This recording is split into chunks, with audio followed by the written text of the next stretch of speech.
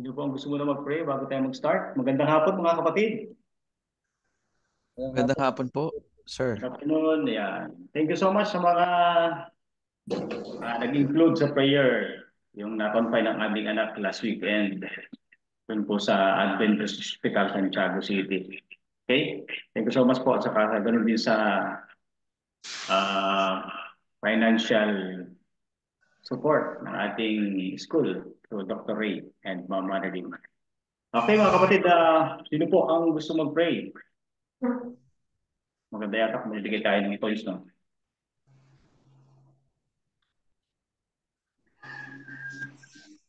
Robert Aris, ako po.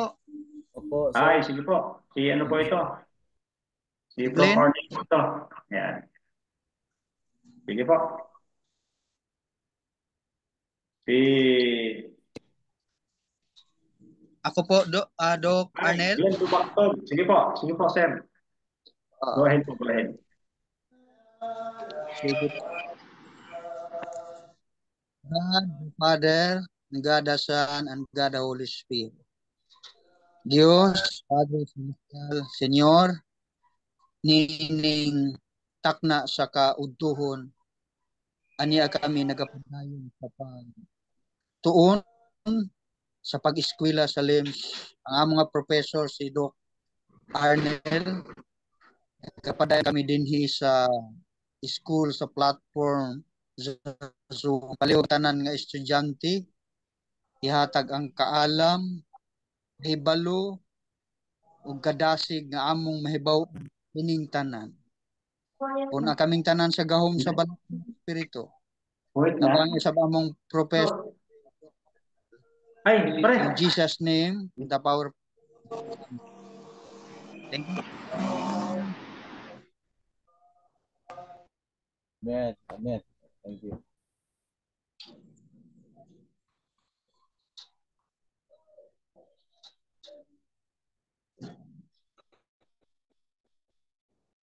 Unmute ka po, Doc Arnel.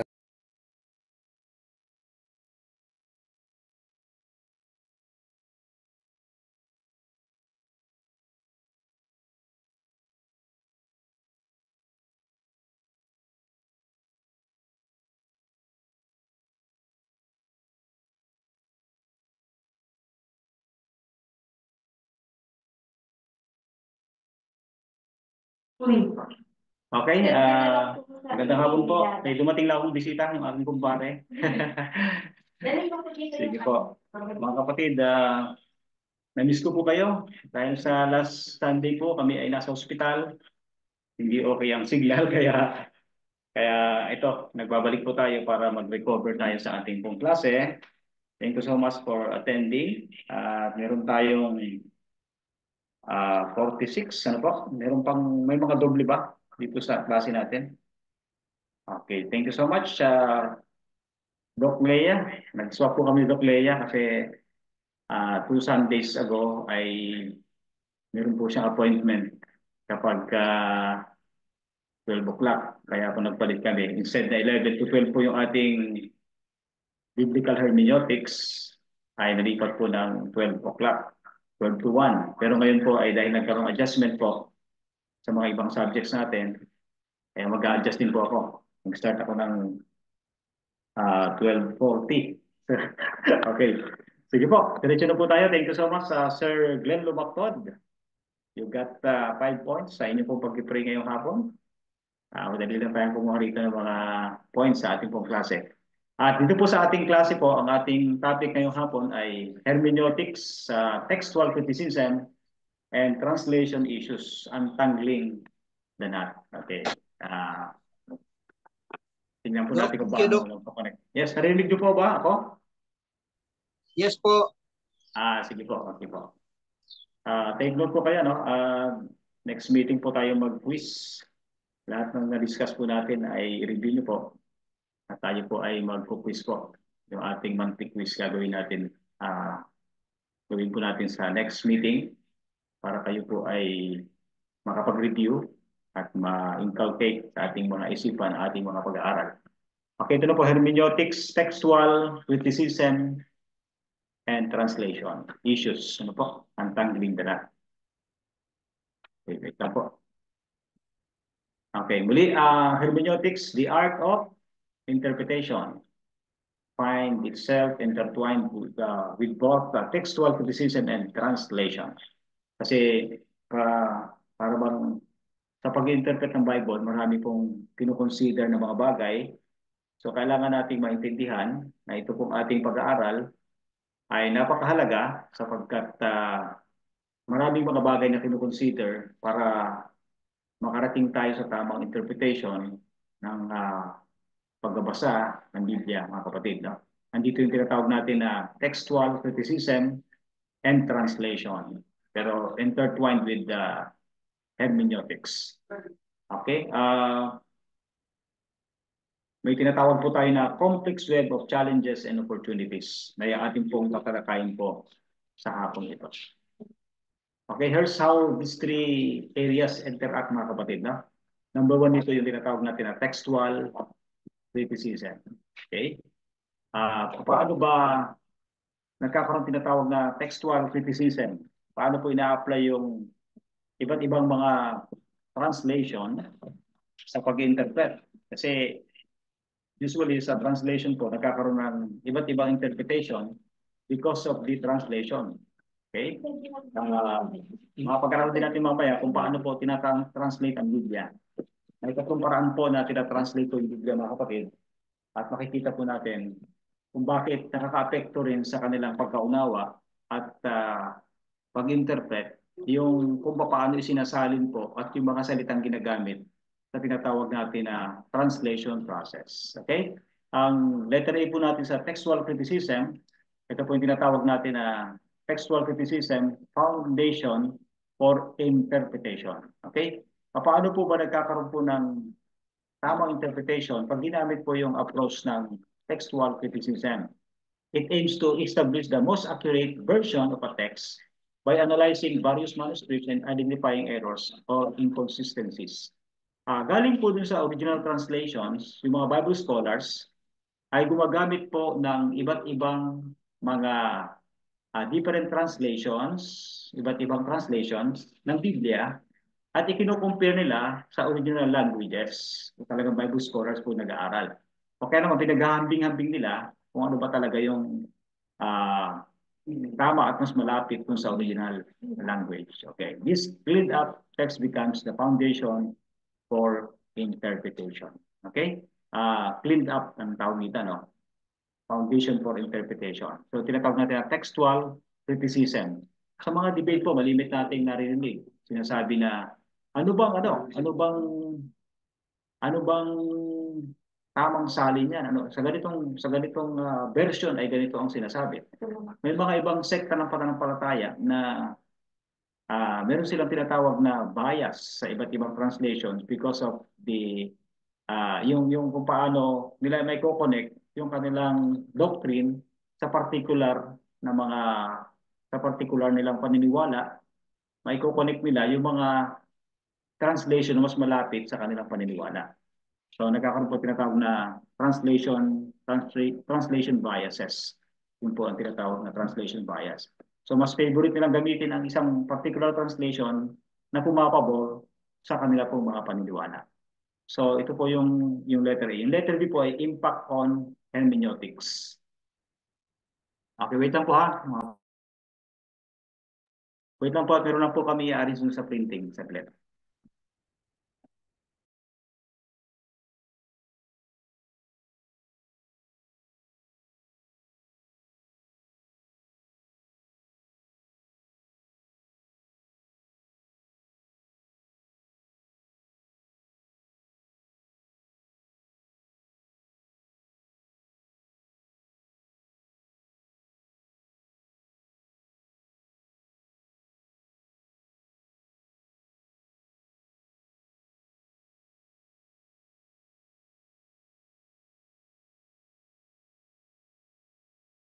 Okay, tuloy po tayo. Impact. Letter B, impact on hermeneutics. Yung una, pinag-usapan po natin yung translation, no? Yung tinatawag natin textual criticism Sa una po yung textual criticism, ano po, yung foundation for interpretation. At ang ikalawa po, itong impact on hermeneutics. Yung hermeneutics po ay define natin as art and science of interpretation. So we have different versions of a text can lead to significantly different interpretations.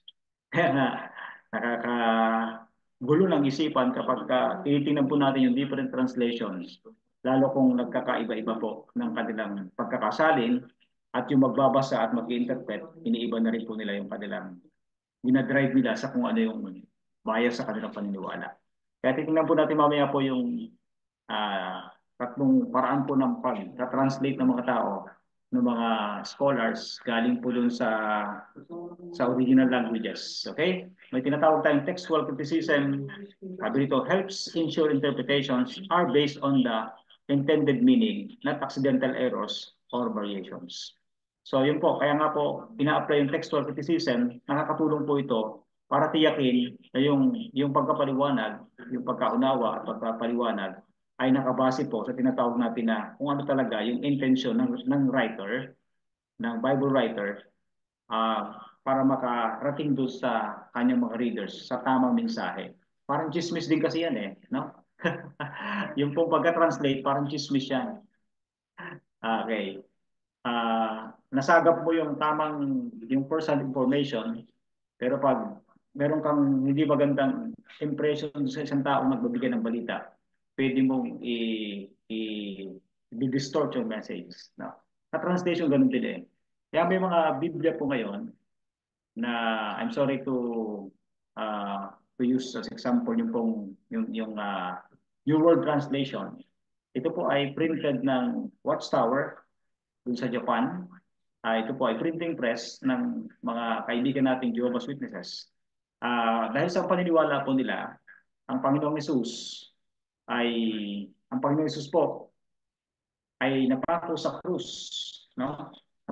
Napako ay sa ating paniniwala as Christians, sa krus napako ang ating Panginoon. So may two opposite directions yung cross, di ba? Merong vertical and horizontal line. Dahil sila po ay naniniwala na ang Panginoong Hesus ay napako po sa tinatawag natin na hindi mismo talagang cross na may vertical and opposite vertical and horizontal line. So, ang isinalin po nila, tulos yan. State, no? Instead na cross na may two directions o vertical and horizontal line, ang sasalin po nila, nilagyan nila ay, ang nakalagay po ng mga kapatid, ay tulos o stake. Yun tinatawag po na denominational biases dun sa translation galing sa original. Isasalin nila based po yon sa kanilang paniniwala. So textual criticism helps ensure interpretations are based on the intended meaning, not accidental errors or variations. So yan po.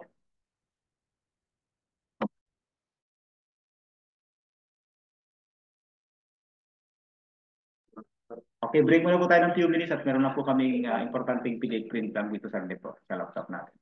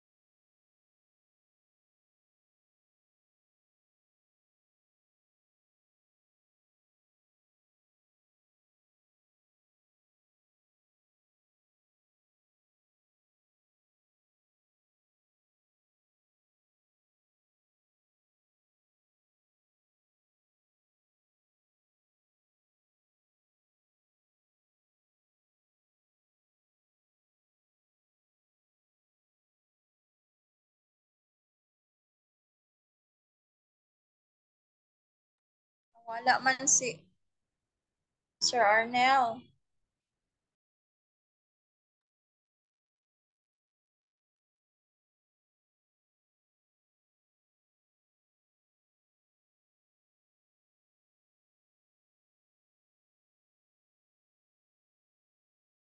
Hello po. Wait lang po hat, meron lang kami importanteng piniprint dito saglit sa laptop. Break lang muna po ng ilang minutes. Lang po na kailangan na ipiprint dito sa laptop. Yung laptop na gamit ko po ay meron pong nandito po yung yung mga files na kasabay ay may time pressure. Nakadyo rin po.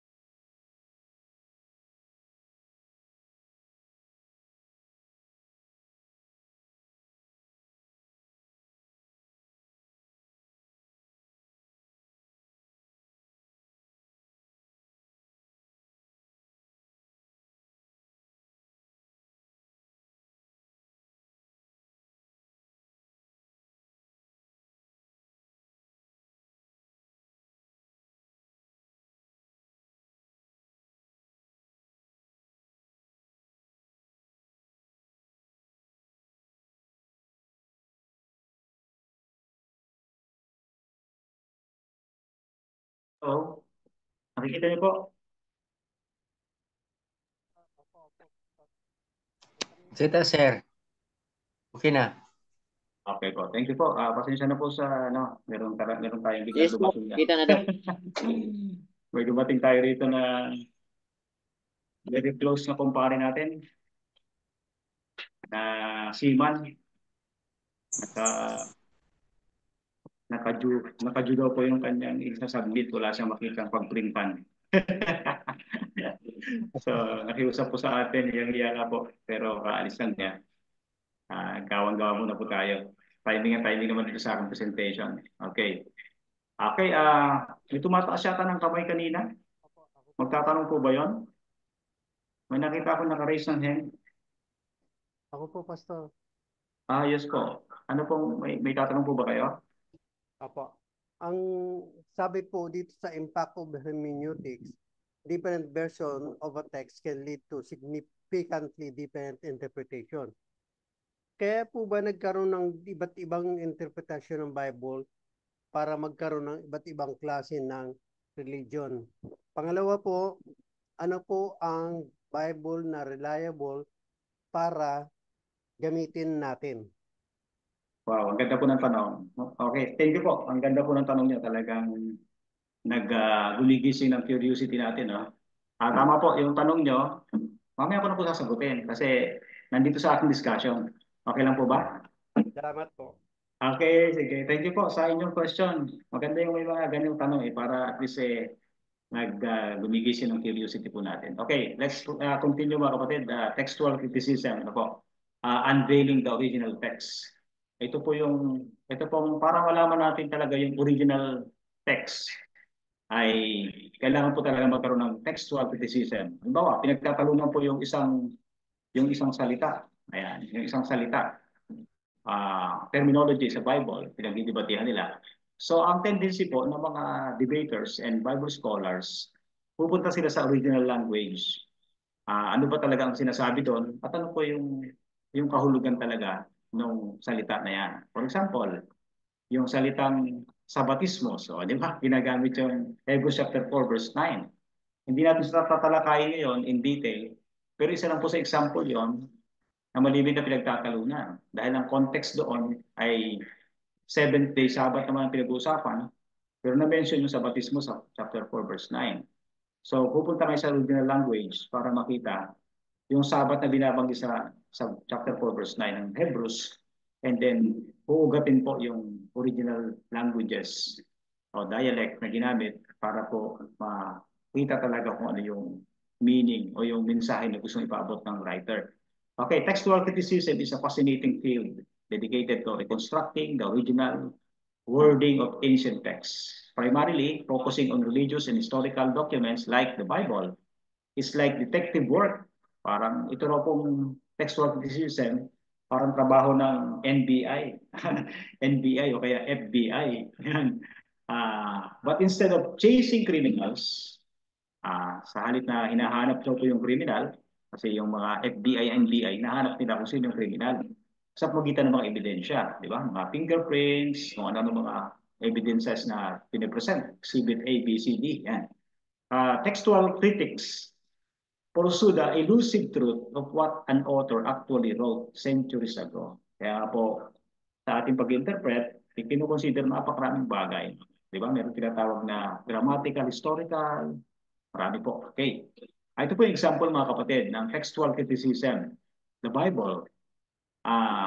Textual criticisms plays a crucial role in understanding various biblical passages with different wordings across different manuscripts. Yun na po.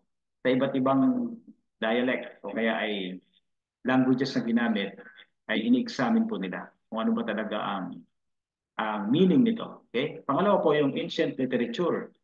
Bukod sa Bible po, meron ding mga historical accounts o kaya mga sinulat na nagsusupport din sa mga pangyayari sa Biblia, analyzing variants in classic texts like Homer's epics, helps scholars reconstruct the original versions and understand the development of literary traditions. Okay?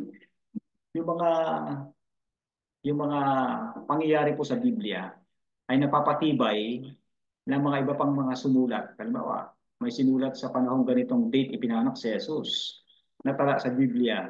And hinahanapin nila yung mga iba pang mga details. Merong mga historian sa sumulat doon na ikinoconnect nila na ang Biblia lalong napapatibay because of the evidences written by some authors or historians during that contemporary time. Yung panahon na yan na nag-exist po yan.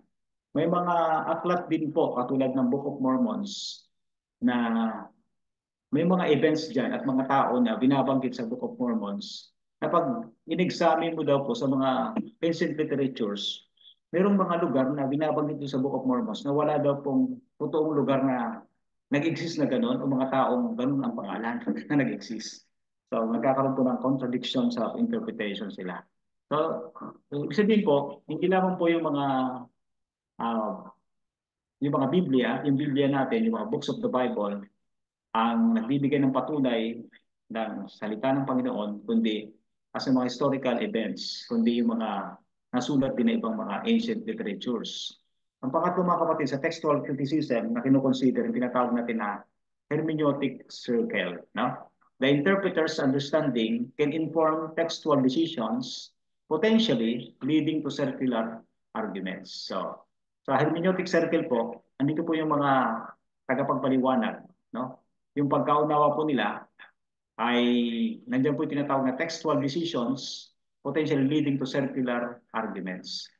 Dahil nga po sa may mga iba't ibang mga translation na pinagbabasihan sila, meron din silang iba't ibang interpretation kung ano mas malapit na mga translation sa kanilang doktrina, yun pong ginagamit nila. And then, kaya po pagka yung isang translation po na hindi talaga tugma, accurate dun sa original language na pinagkunan sa kanya, at yung iba may gumagamit ng tama, tugma ang kanilang translation na ginagamit, ay nagkakaroon ng tinatawag na arguments. No? Maintaining critical distance and engaging with diverse perspective is crucial. No? Kaya talaga po yung tinatawag na critical distance with diverse perspective is crucial. Tama po yung tanong kanina, yan po ba ang dahilan kung bakit maraming sekta ng reliyon ngayon at maraming iba't ibang paniniwala dahil po ba sa different translation interpretations? Ang sagot po, yes. Yes po. Okay, tingnan po natin. Itong number 2 is translation. Bridging languages and cultures. Tingnan po natin. Sa translation aims to convey the meaning of a text from one language to another, considering both linguistic and cultural nuances.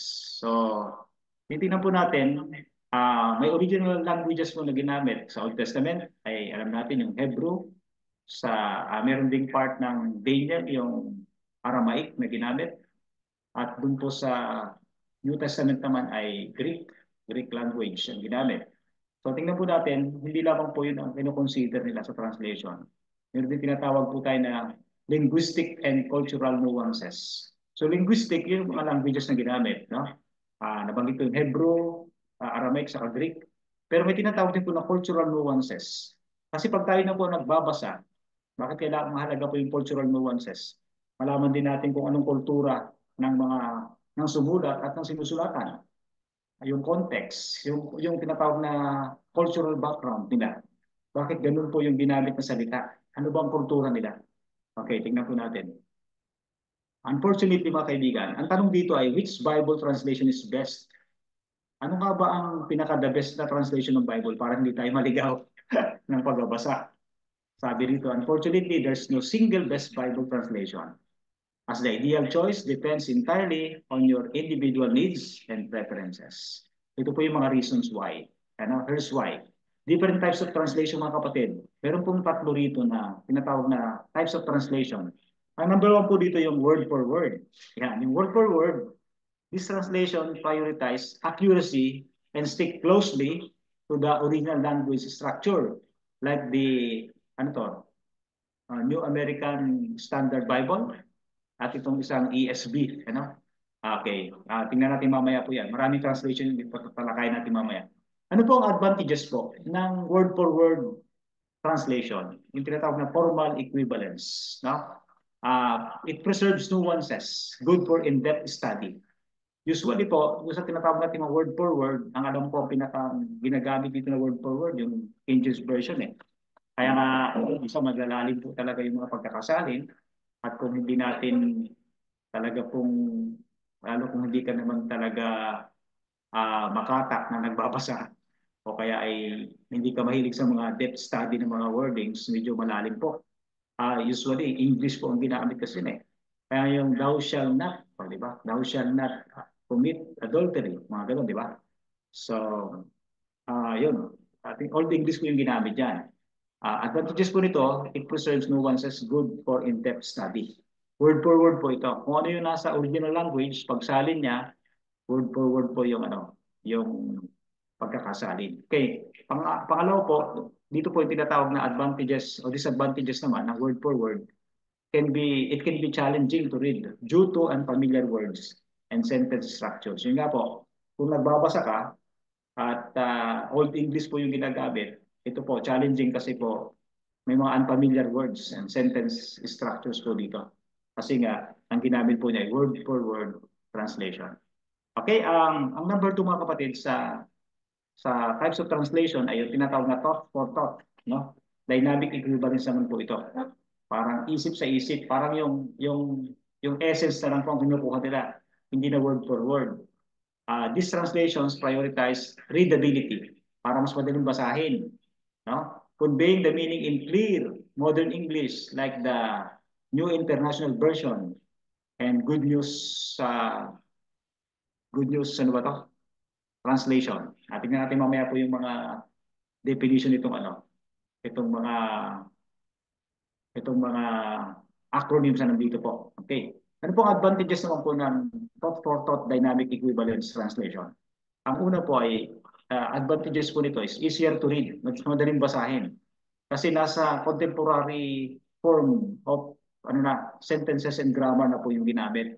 Good for new readers and devotions. Lalo yung mga millennials natin, yung mga yung mga young readers natin, pag pinagbasa mo po yan ng King James Version, talagang medyo na ano sila, nahirapan silang maunawaan po yung mga wordings, terminologies na ginagamit. Kaya ngayon po, yung isang anak ko po ay nag-aral sa EUP.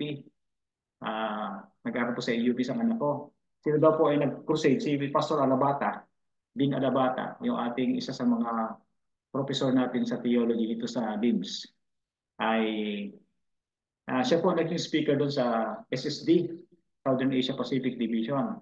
Natuwa sila kasi mga kabataan po yung parang Voice of Youth yun eh. Voice of Youth ba yun dyan? Voice of Youth yun. Voice of Youth po yun, pero ang speaker ay si Pastor Bing Alabata. Galing po siya ng, alam ko, US yun eh. Siya po ang speaker. Alam niyo po bang ginamit ang SSD na Bible translation? Ang Bible, Pinoy version po ang ginamit. So, pwede mo makita yun dyan? May sample ka ba ron? Ano mga? Pakikuha mo. Okay. Maganda po yung translation ng Pinoy Bible. Combination siya ng English-Tagalog. English-Tagalog. Pero ang approach niya, pang millennials, parang kung ikaw ay masyadong conservative, iisipin mo na, ano ba itong translation na ito? Parang namang science sila nauna yung pagkakasalin. Kasi combine siya, Tagalog. Pinababaw na Tagalog, combined with English. Kumbaga, parang casual talking lang. Na-enjoy ko rin yung basahin. Na-enjoy ko rin basahin habang binabasa ko rin yung aking Andros Bible Translation. Kasi talagang mas pinababaw yung kanyang pagkakasalin. Parang, anong tawag doon? Parang nakikipag-usap na lang sa iyo yung pagbabasa mo ng Biblia. Mamaya po. Babawasan natin kay Angela mamaya yung mga verses. Okay? Easy to read. Good news, good for new readers and devotions. Ang disadvantage po nito ay may deviate from the original wording and lose some nuances. Yun lang po. Kapag thought for thought po, yung kasi, kumbaga, yung essence na lang kinukuha nila eh, hindi na mismo yung word for word.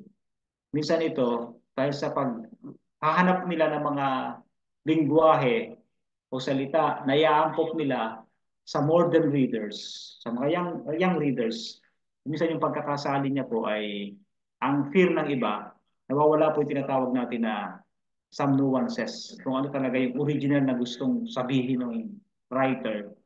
Pag isinali na po nila sa mas mababaw na mga salita, iniisip nila na baka nawawala na po yung talagang essence po, o yung talagang message ng sumulat. Okay. Ang number 3 po is paraphrase.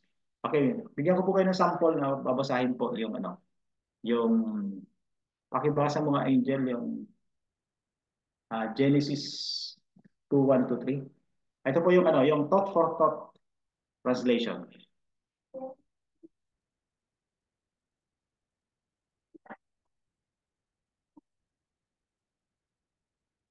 Two, 1 to 3. 2, 1 to 3.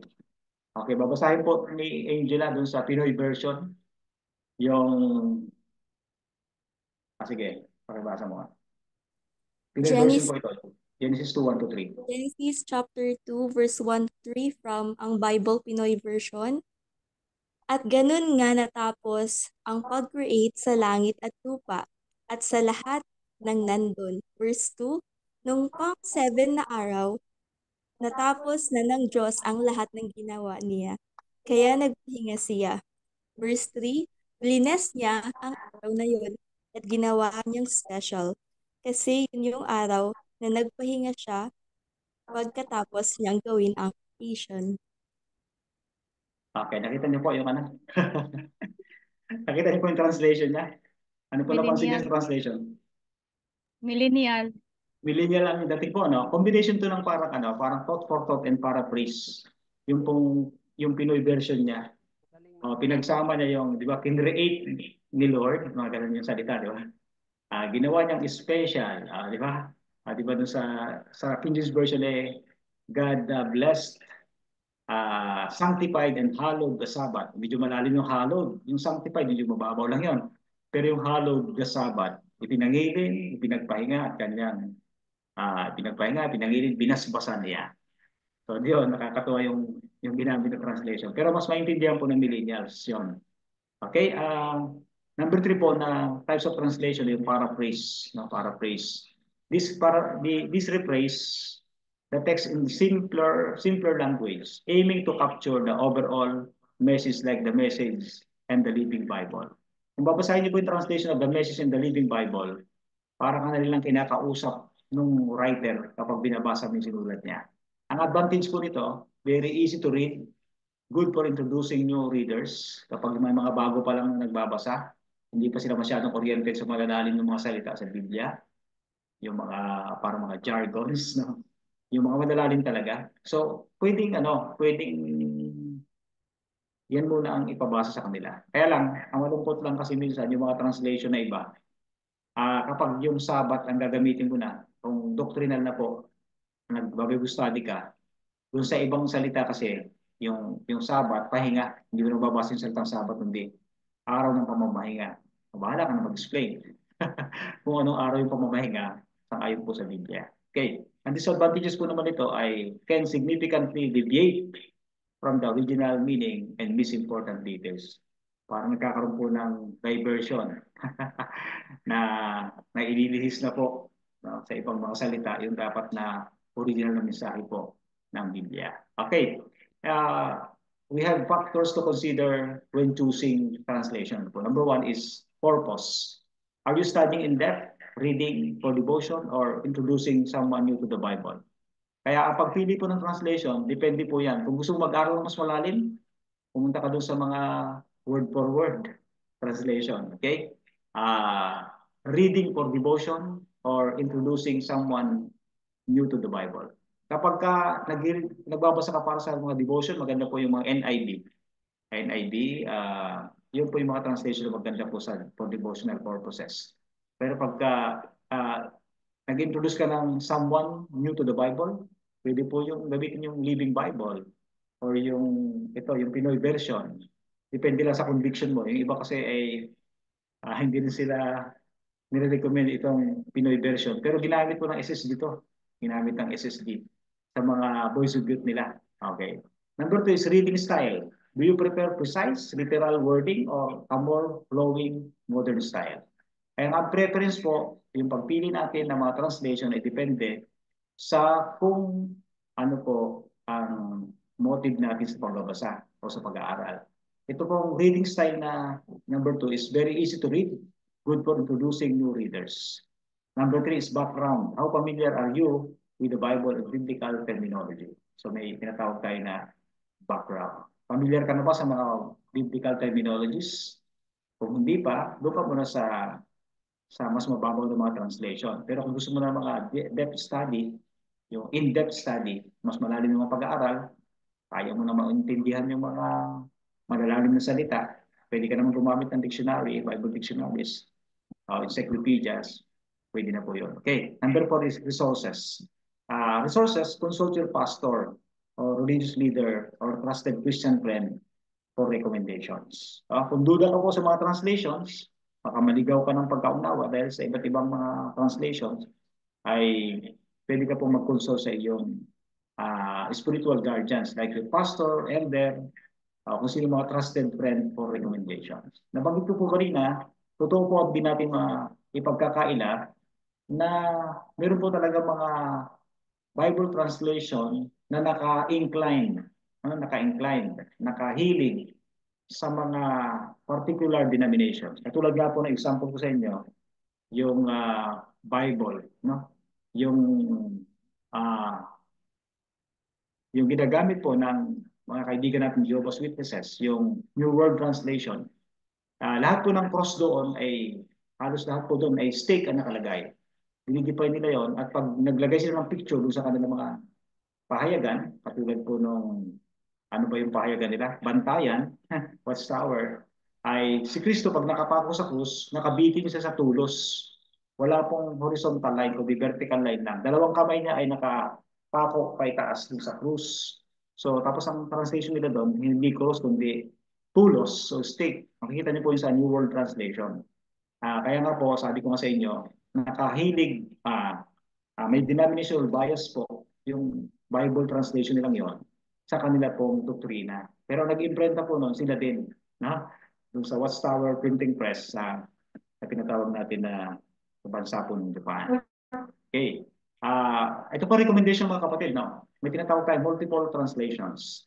Sabi nga, don't be afraid to use different translations for different purposes and to gain a broader understanding. Ang isang recommendation po, sabi nga ng mga Bible scholars, wala naman talagang super perfect talagang translation.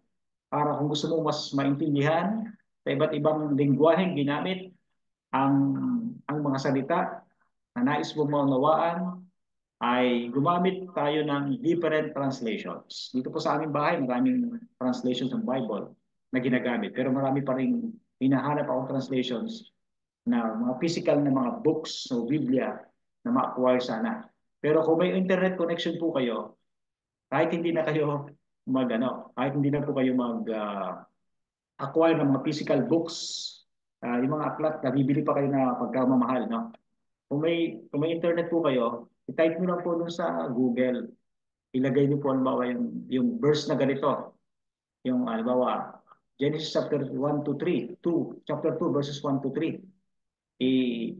I-copy mo po yon, then ilagay mo sa Google, ilagay mo ay in different translations. Lalabas po, bibigyan ka ng napakaraming translations ng passage na gusto mong malaman kung ano ba ang ginamit na salita sa iba't ibang mga translations. So mas mabilis na yon kasi ihahanay po niya. I-type mo yung verse lang, mismo yung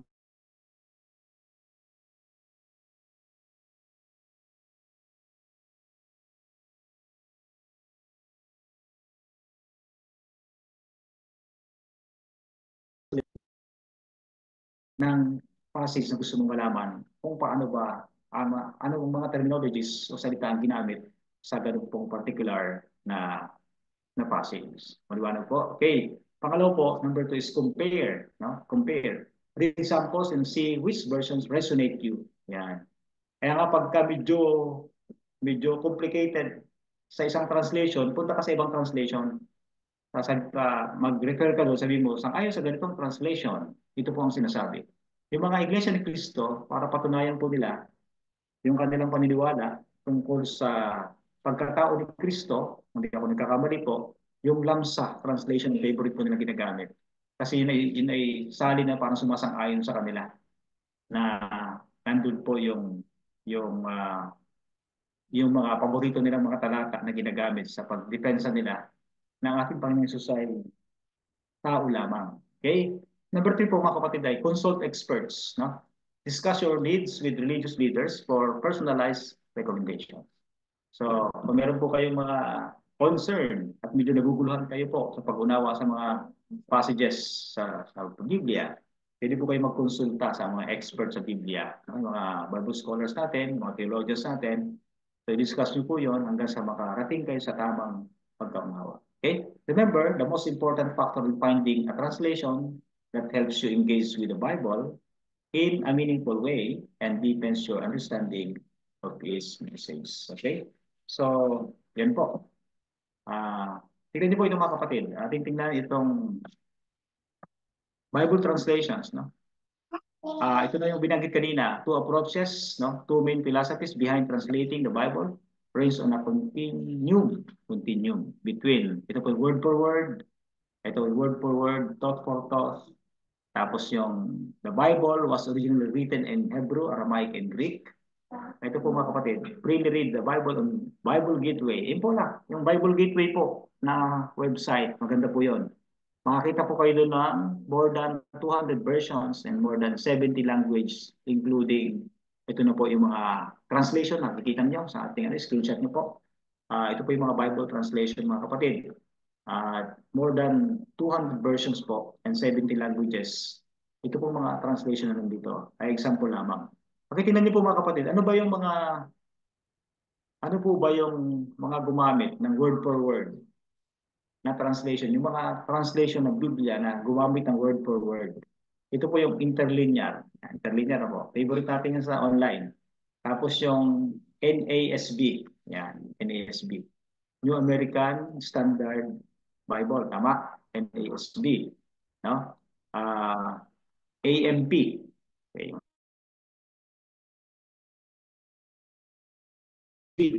Itong ESV po, yung English Standard Version. RSV, ito pong Revised Standard Version. Ito pong KJV, King James Version. NKJV, New King James Version. Ito pong isa naman yung tinatawag natin na MEV. Yung MEV po, Modern English Version. Tapos yung CSB. Ang CSB po ay Common, ano ba? Christian Standard Bible, ang CSB. At nandiyan din po yung NRSV. NRSV mga kapatid. Ito naman po yung isang translation na New Revised Standard Version. Okay. And so on and so forth. Yung thought for thought, nandito rin po. Screenshot na lang po ninyo para ma-copy po ninyo mga kapatid. Okay, yan po yung mga different translations. The interpreter's decision during translation can significantly impact meaning. Tama po yun. Yung balancing faithfulness to the original and clarity for the target audience is constant negotiation. So, mahalaga po na mabasa natin in different translations kasi marami talagang different translations ang lumabas.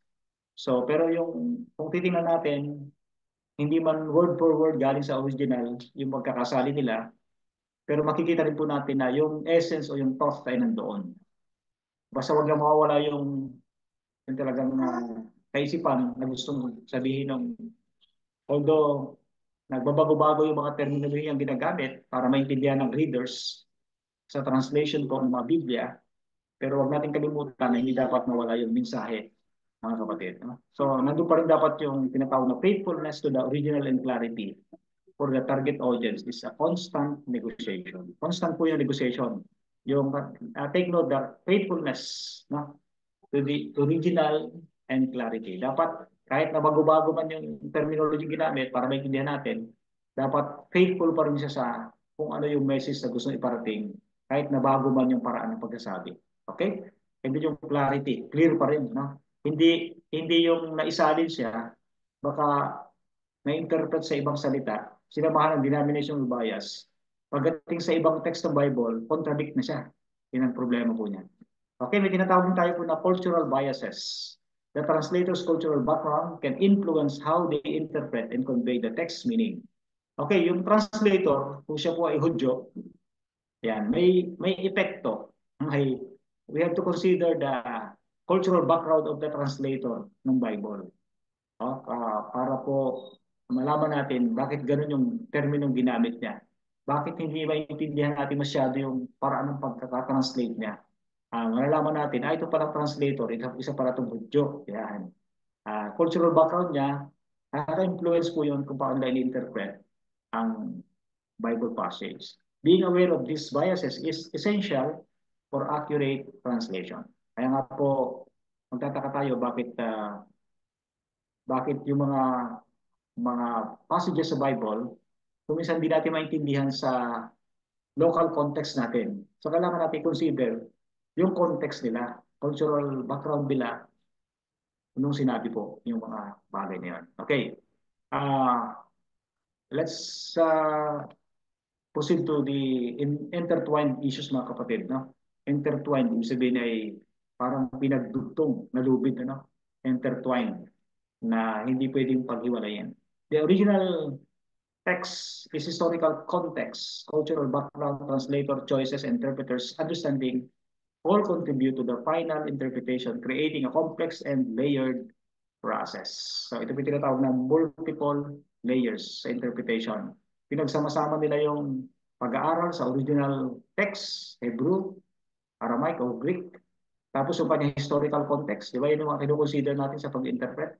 Tapos yung cultural background, tapos yung translator choices, at yung interpreter's understanding, nakakatulong po ito sa tinatawag nating final interpretation, creating a complex and layered process. So maraming pinagdadaanan, no? Hindi lang basta binabasa talaga yung Biblia. So mga kapatid, kaya talagang very complex pag-aaral po ng Biblia.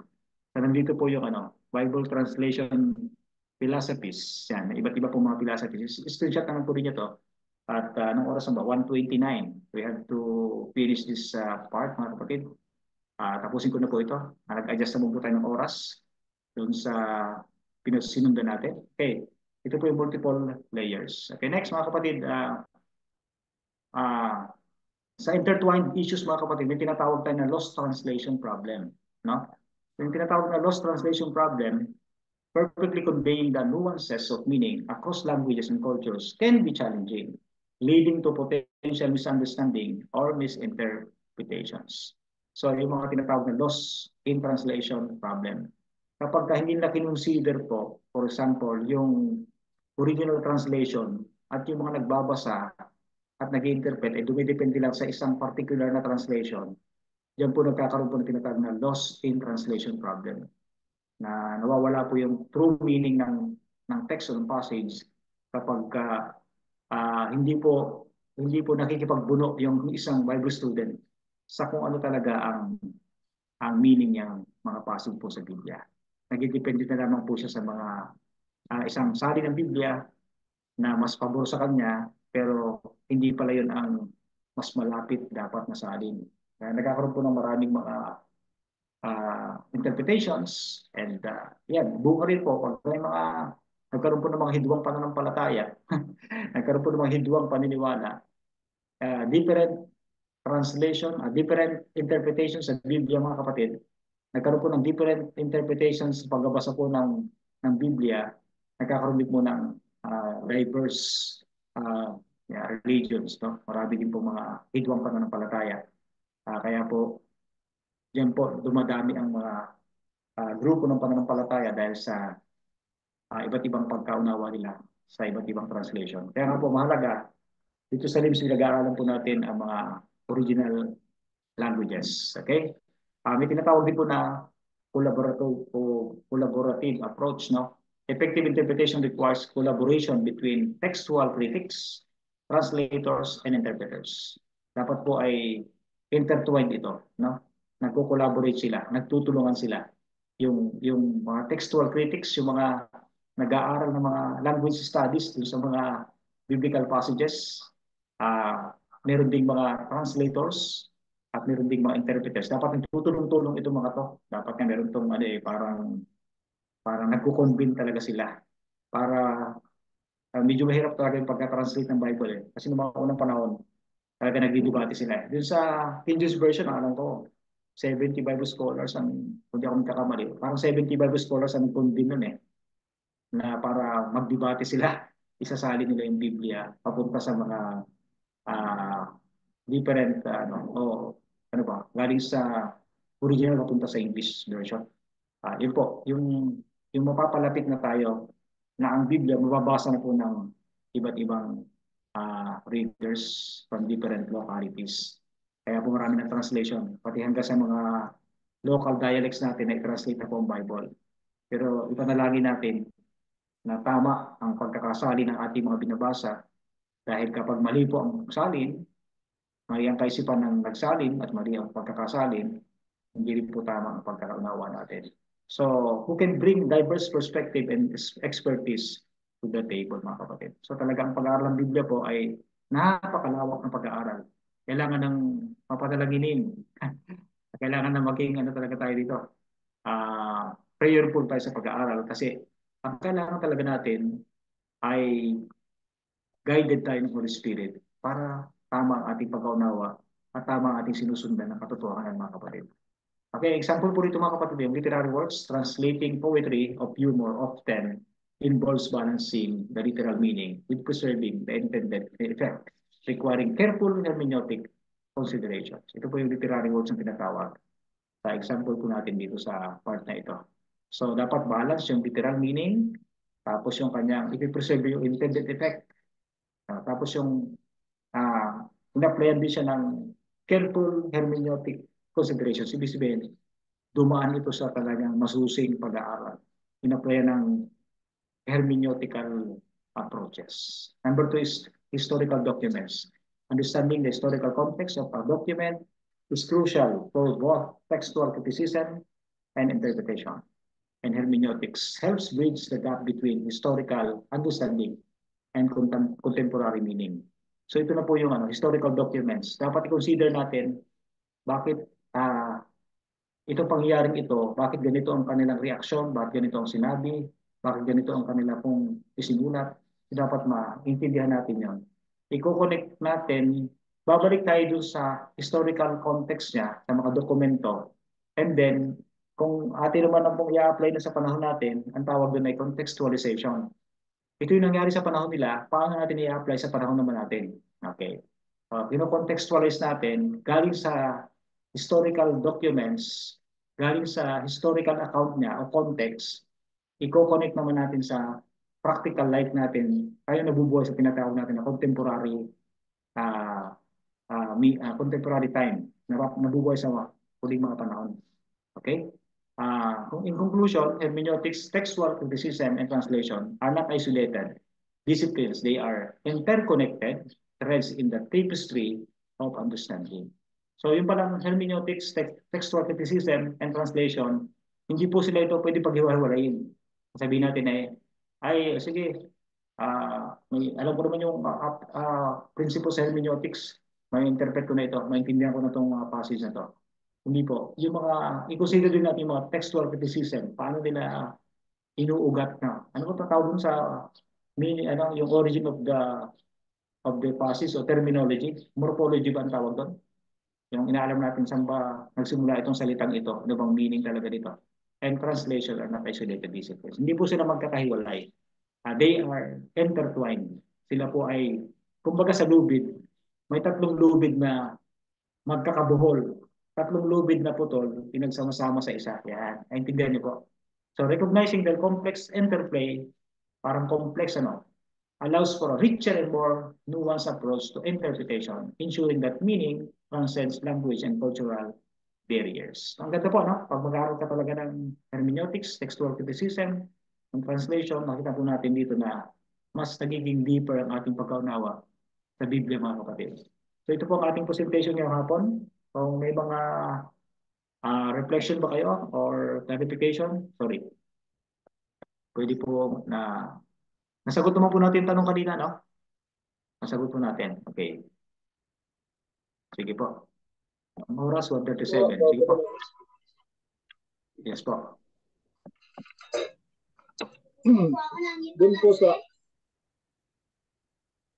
Doon po sa paggamit natin ng mga iba't ibang translation po, does it affect po sa purity ng word? God's word. Does it affect po?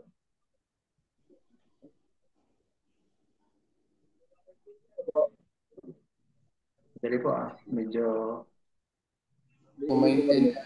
choppy po ang dating. Ano po? Ulitin lang po. Lima yung signal. Medyo may na po signal yata. Ano po? Yes po, sige po. Go ahead po. Na yung signal press. Ay, no? Doon po sa paggamit natin ng iba't ibang translation, does it affect po doon sa word ng Lord?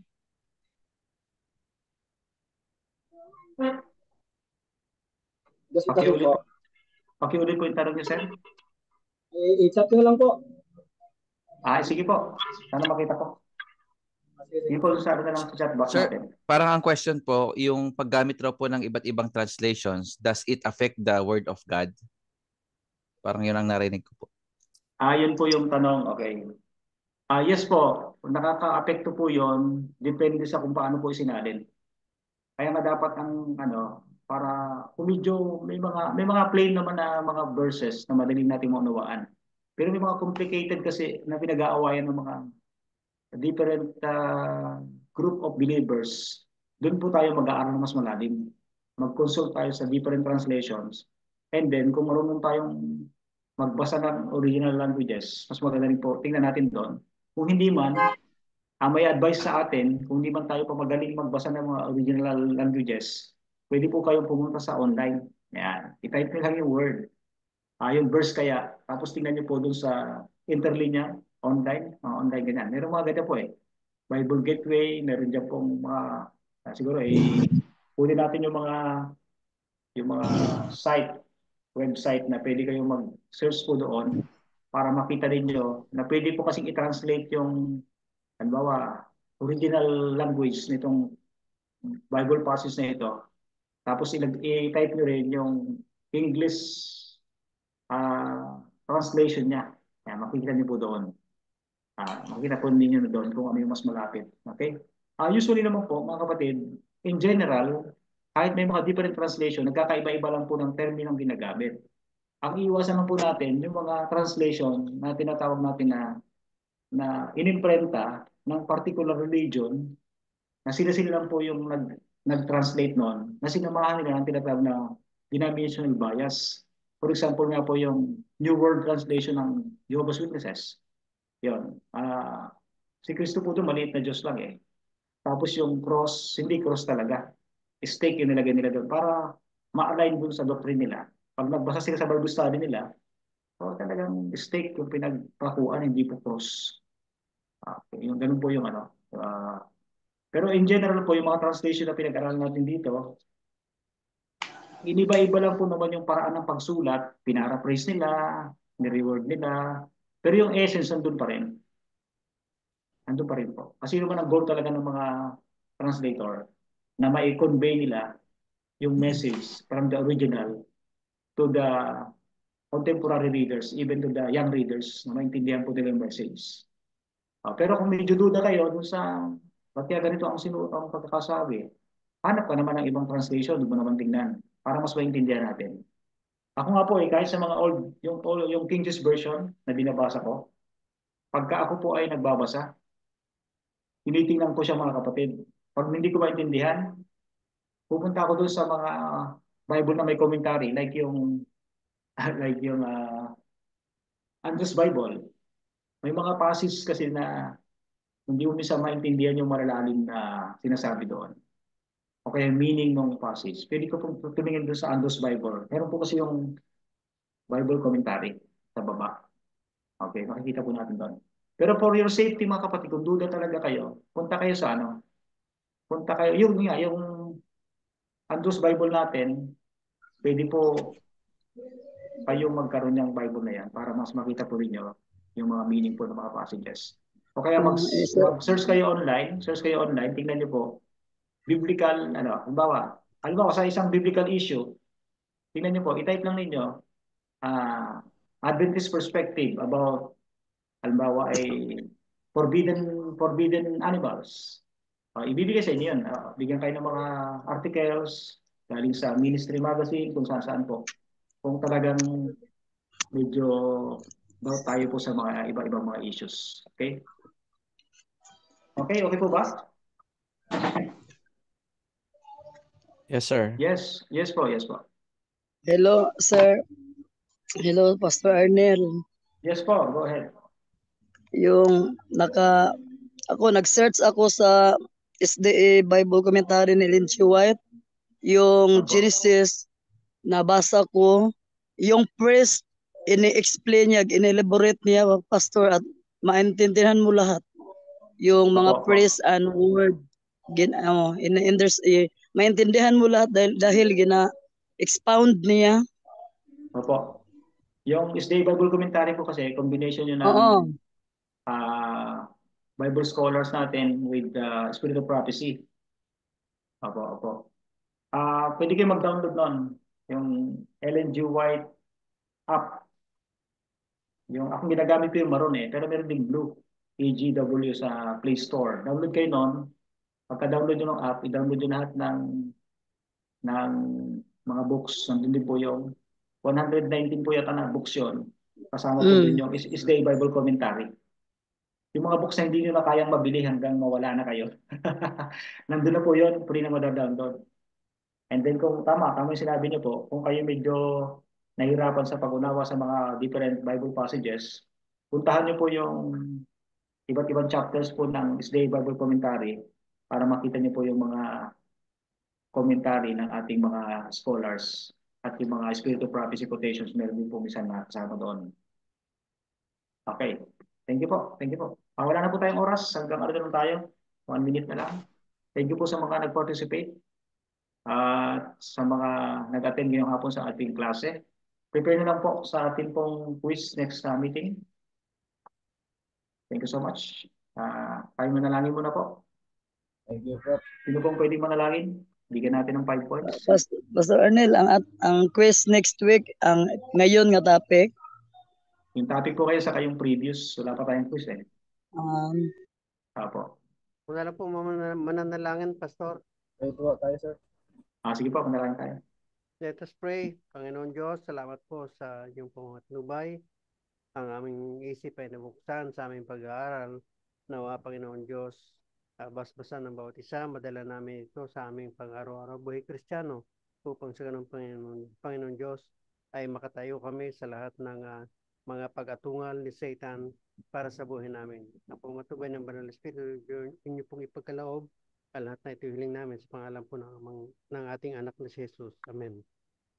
Amen. Thank you very much po. Amen. Sa nag-pray sa atin. Salamat po sa inyo lahat. God bless po. See you next Sunday. Yeah.